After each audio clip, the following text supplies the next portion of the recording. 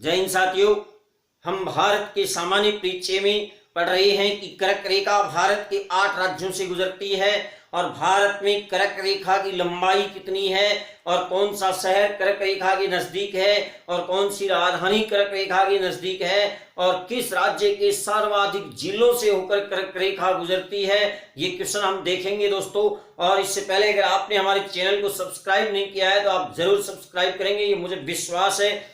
और दोस्तों सबसे पहले तो हम देख रहे हैं कि 82.5 डिग्री प्रधान यामी-उत्तर रेखा जो हमारे भारत के 5 राज्यों से गुजरती है, वो 5 राज्य कौन गुजर रही है? 82.5 डिग्री प्रधान यामी-उत्तर रेखा 5 राज्यों से गुजरती है। पहला राज्य कौन सा आ गया? यूपी। दूसरा मध्य प्रदेश। तीसरा आ गया छत्तीसगढ़। और दोस्तों चौथा आ गया हमारा उड़ीसा।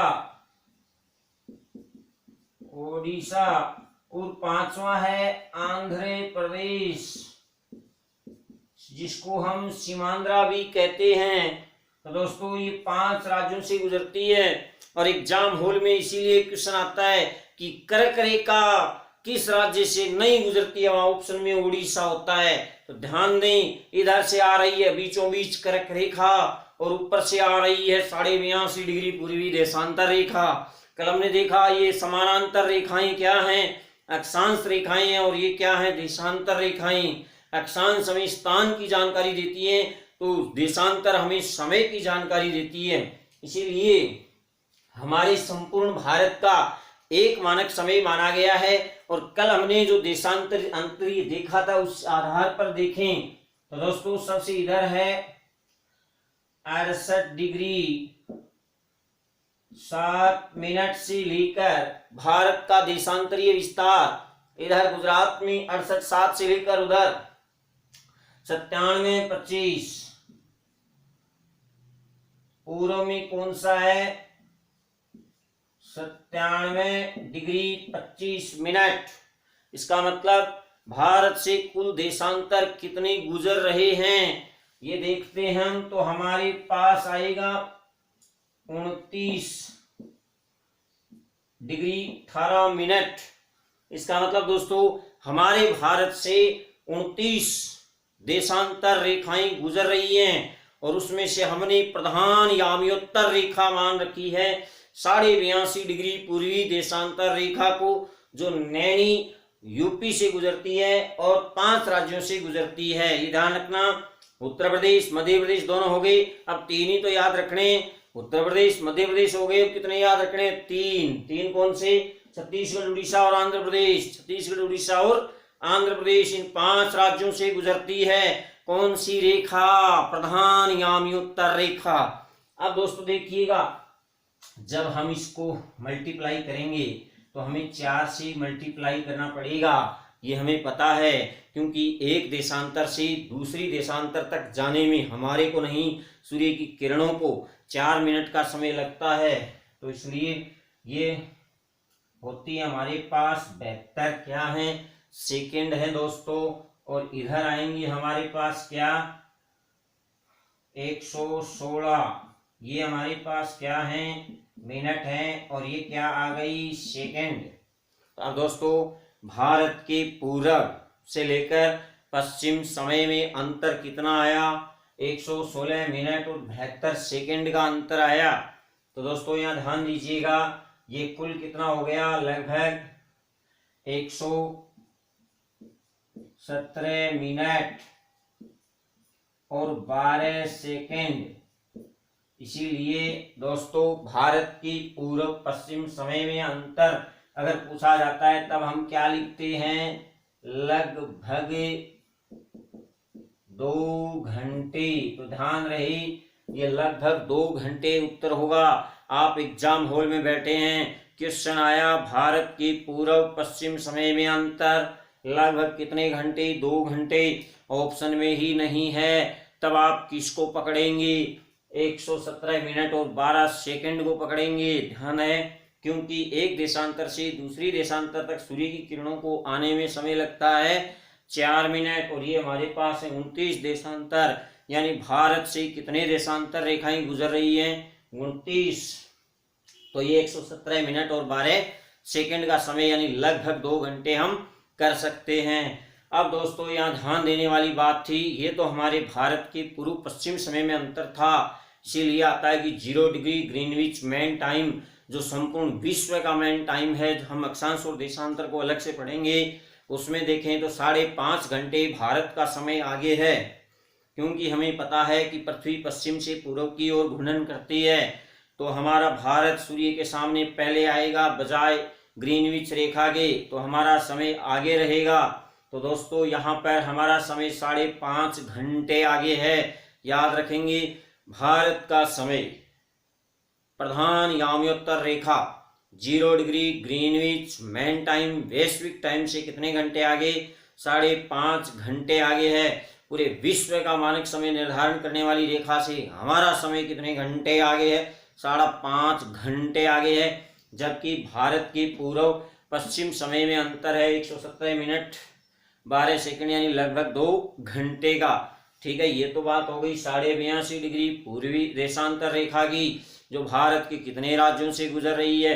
5 राज्यों से गुजर रही है। अब मैं बीचों बीच गुजार रहा हूं, बीचों बीच से जाएगी कौन सी रेखा? कर्क रेखा। लाल निशान से आपको 8 राज्यों के दिखाई दे रहे हैं।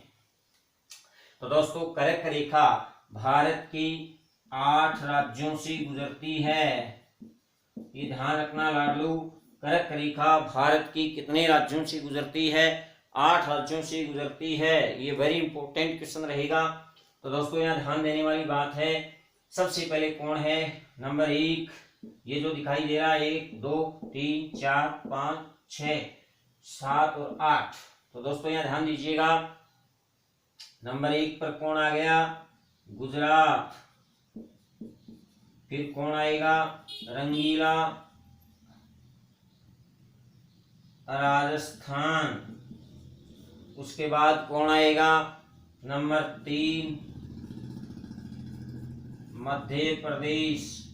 और नंबर 4 आएगा मध्य प्रदेश से अलग होके बना कौन? छत्तीसगढ़। और नंबर 5 कौन आएगा? झारखंडी, जो बिहार से अलग होके बना था। नंबर 5 पर कौन आएगा? झारखंडी। और नंबर 6 पर कौन है? ये पश्चिमी बंगाल। ये कौन सा बंगाल है? पश्चिमी बंगाल। और नंबर 7 जो आपको दिखाई दे रहा है, ये नंबर 7 कौन है? त्रिपुरा। और नंबर 8 है मिजोरम। ठीक है, तो इसका ट्रिक भी अगर हम बनाना चाहें तो बना सकते हैं कि गुजर गई जो रात, गुजर गई जो रात। गुजरात भारत की सबसे लंबी तटरेखा वाला राज्य।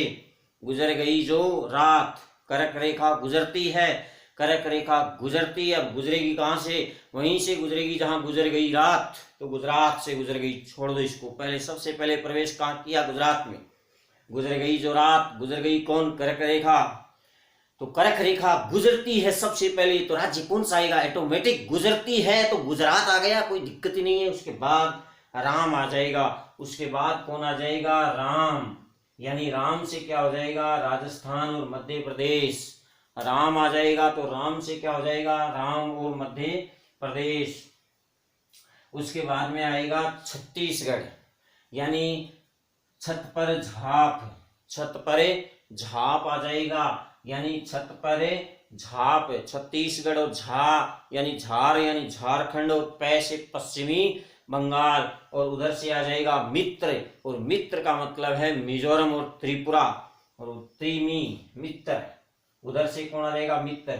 और वैसे इसकी ट्रिक बनती है क्या? मित्र पर गमछा झार, या गमछा झार मित्र पर, एक ही बात है। तो गमछा झार मित्र पर एक ही बात है।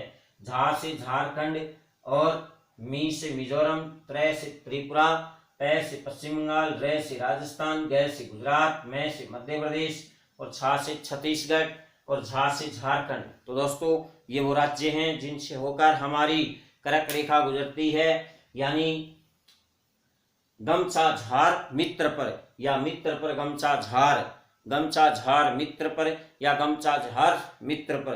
तो आप एक खाली पेज लेकर के उस पर बना के आराम से देख सकते हैं कि ये क्या हो गया।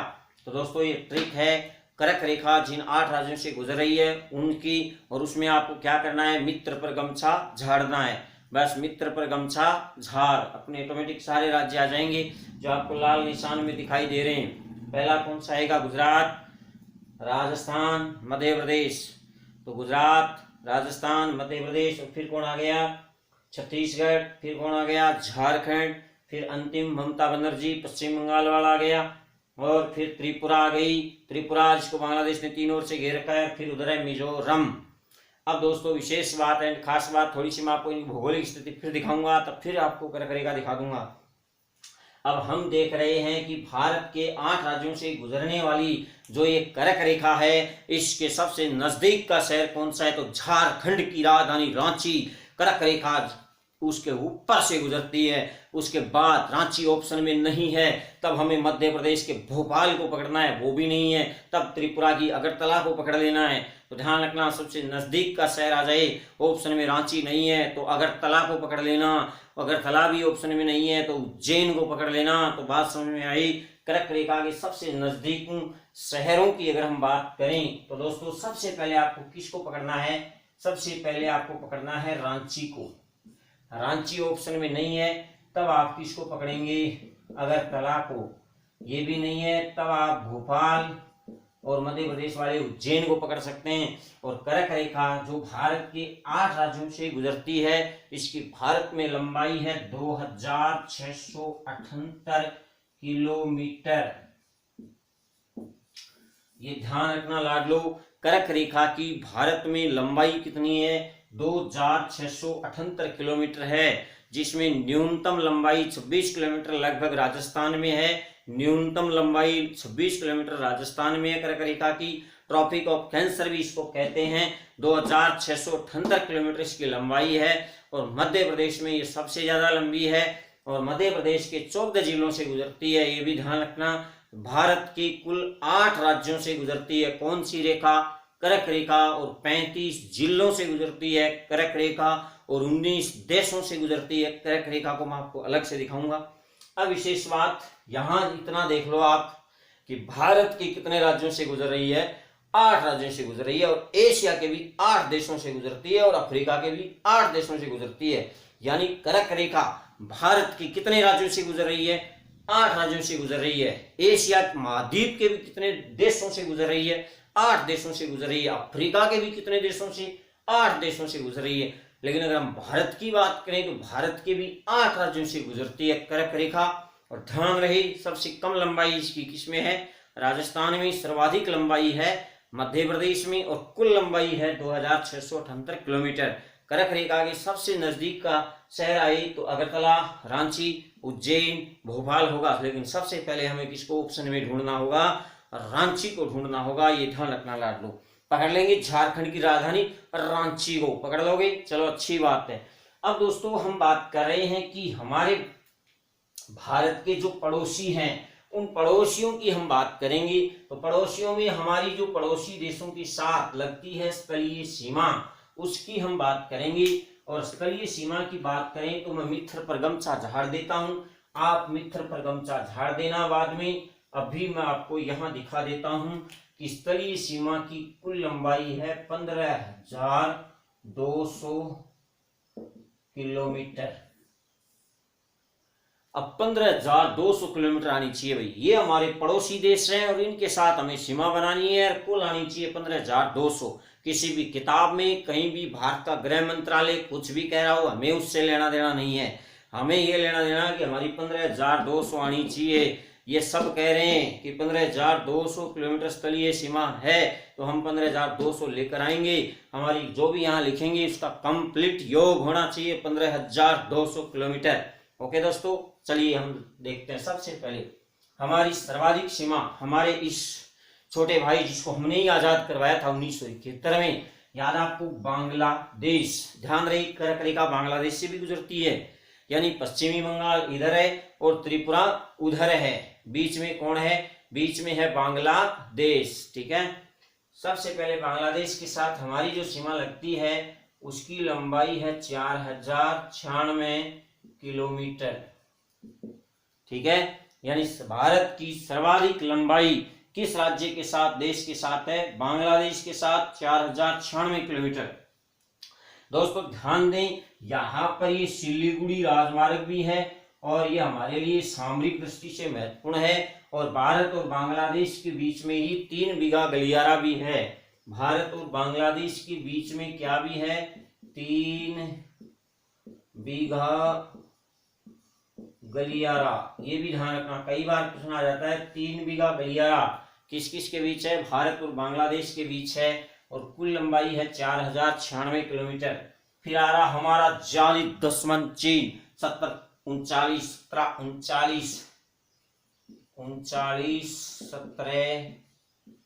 किलोमीटर।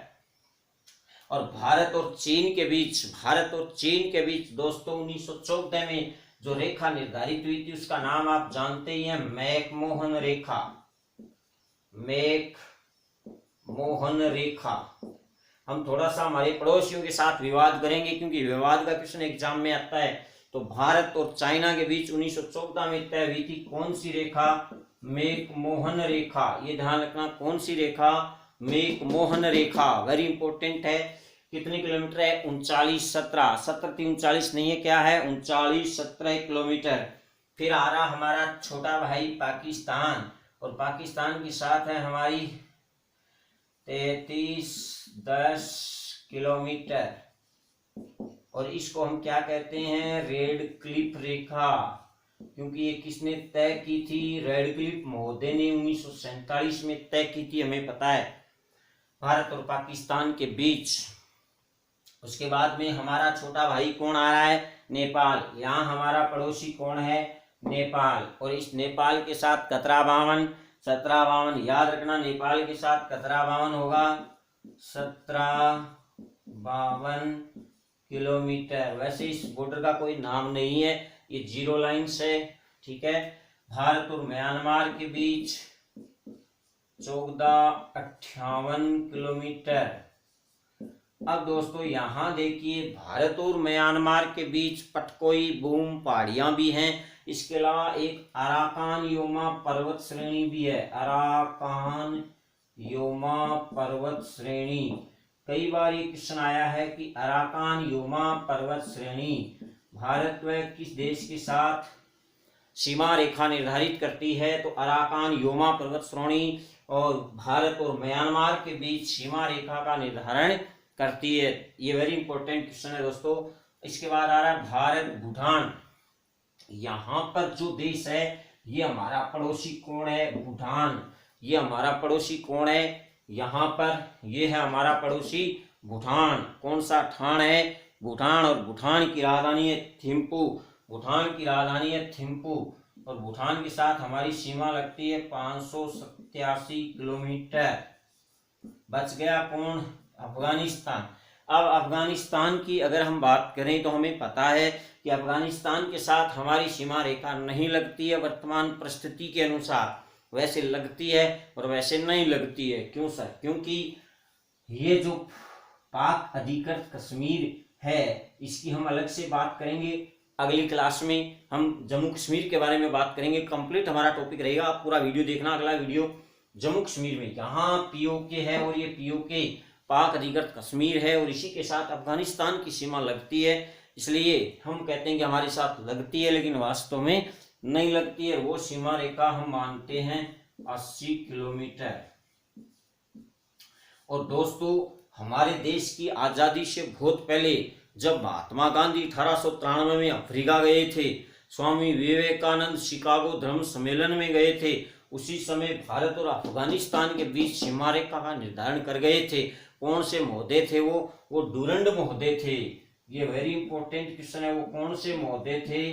डूरंड महोदय। इसलिए इस रेखा का नाम क्या है? डूरंड रेखा। ये वेरी इंपॉर्टेंट क्वेश्चन है, ध्यान दें। अफगानिस्तान और पाकिस्तान के बीच भी कौन सी रेखा होगी? डूरंड रेखा होगी। और भारत और अफगानिस्तान के बीच भी कौन सी रेखा होगी?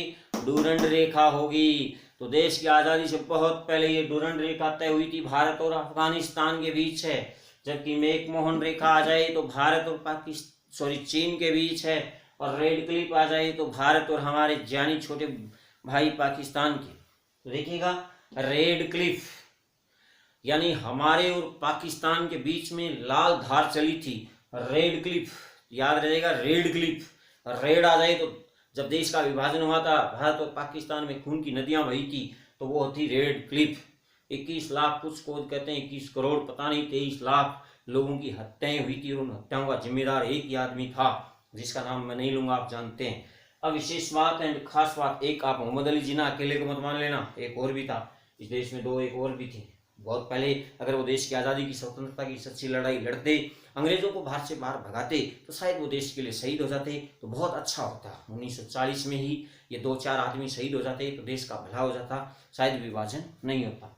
अब विशेष बात, हम अलग से आपको पाकिस्तान के बारे में बताएंगे जब जम्मू कश्मीर की हम बात करेंगे अगले वीडियो में, तब। अभी हम बात देख रहे हैं हमारे और हमारे पड़ोसियों के साथ, और पड़ोसियों के साथ हमेशा मधुर संबंध होने चाहिए, ये सही बात है। और इन पड़ोसियों के साथ हमने हमारी सीमा रेखा देख ली है, और ये सीमा रेखा है 15,200 किलोमीटर।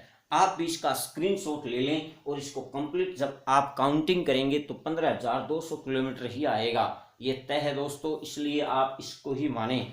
अब हम बात कर रहे हैं कि भारत और बांग्लादेश के बीच में 3 बीघा गलियारा है, भारत और चीन के बीच मैकमोहन रेखा है, भारत और पाकिस्तान के बीच रेड क्लिफ रेखा है, भारत अफगानिस्तान के बीच डूरंड रेखा है, और म्यांमार और भारत में अराकान योमा पर्वत श्रेणी दोनों को सीमा रेखा निर्धारण कर रही है।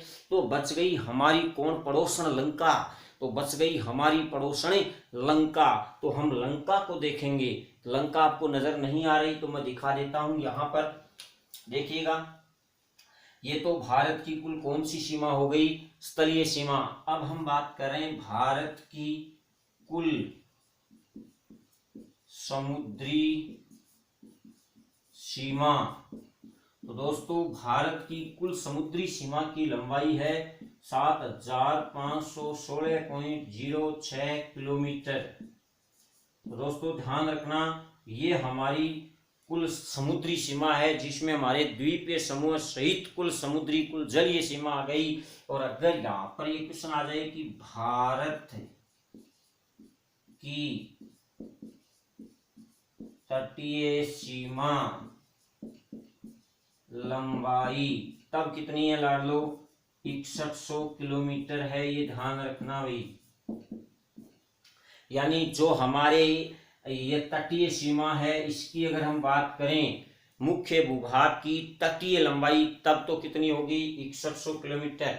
मुख्य भाग की तटीय लंबाई जो हमारी तटरेखा है वो 6100 किलोमीटर है, लेकिन कुल समुद्री सीमा आ जाए तो वो 7,516.06 किलोमीटर है। और इसमें जो हमारी समुद्री सीमा है, जो हमारे द्वीपीय समूह सहित है, वो 7,516 होगी, और केवल तटरेखा की लंबाई आए तो 6100 किलोमीटर। अब दोस्तों यह ध्यान दीजिएगा, भारत में सबसे लंबी तटरेखा वाला राज्य कौन सा है, गुजरात है। सबसे लंबी तटरेखा वाला राज्य गुजरात, और इसके बाद नंबर आता है आंध्र प्रदेश का, ये भी ध्यान रखना। लेकिन केंद्र शासित प्रदेशों में सबसे लंबी समुद्री सीमा आ जाए तो वो अंडमान निकोबार की सबसे लंबी समुद्री सीमा होगी।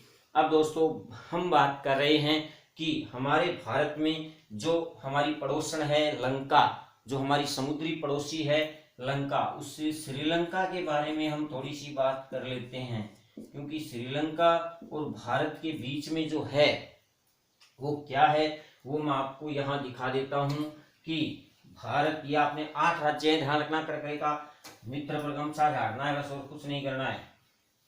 मित्र पर क्या करना है, गमछा झाड़ना है।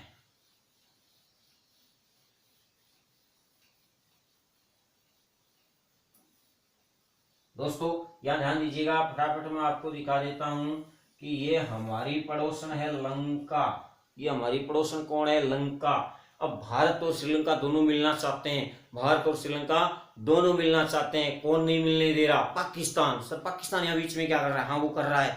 तो दोस्तों यहाँ ध्यान दीजिएगा, भारत व श्रीलंका को अलग कौन करती है, ये ध्यान रखना। भारत व श्रीलंका को अलग कौन करता है, तो दोस्तों यहाँ ध्यान रखना, भारत में श्रीलंका को अलग करता है पाक जल संधि, पाक जल संधि, और दूसरी है मन्नार की खाड़ी। ये क्वेश्चन एग्जाम में 4434 बार खड़ा हो गया, अब तक 4434 बार ये क्वेश्चन खड़ा हो गया कि पाक जल संधि, पाक जल डमरू मध्य भारत और श्रीलंका को अलग करते हैं, मन्नार की खाड़ी भारत और श्रीलंका को अलग करते हैं। तो याद रखना, भारत और श्रीलंका दोनों मिलना चाहते हैं, क्योंकि पड़ोसन के साथ हमेशा मधुर संबंध होने चाहिए। ये बात फिर से अगले वीडियो में हम फिर से हमारे पड़ोसियों के साथ हमारे क्या क्या संबंध हैं, कैसे मधुर संबंध हैं या कड़वे संबंध हैं, सीमा विवाद, अभी जैसे काला पानी आया, डोकलाम आया, इसके बारे में हम थोड़ी चर्चा अगले वीडियो में करेंगे। तब तक के लिए दोस्तों धन्यवाद। ध्यान रखना, ये विशेष बात हमारी सीमाएं हैं पड़ोसियों के साथ। इसके अलावा कर्क रेखा भारत के 8 राज्यों से गुजरती है, 2678 किलोमीटर लंबी है कर्क रेखा भारत में। और ध्यान रहे, कर्क रेखा सर्वाधिक गुजरती है मध्य प्रदेश से, जबकि 82.5 डिग्री पूर्वी देशांतर रेखा हमारी प्रधान यामी अंतर रेखा है, जो हमारे भारत का मानक समय निर्धारित करती है। धन्यवाद।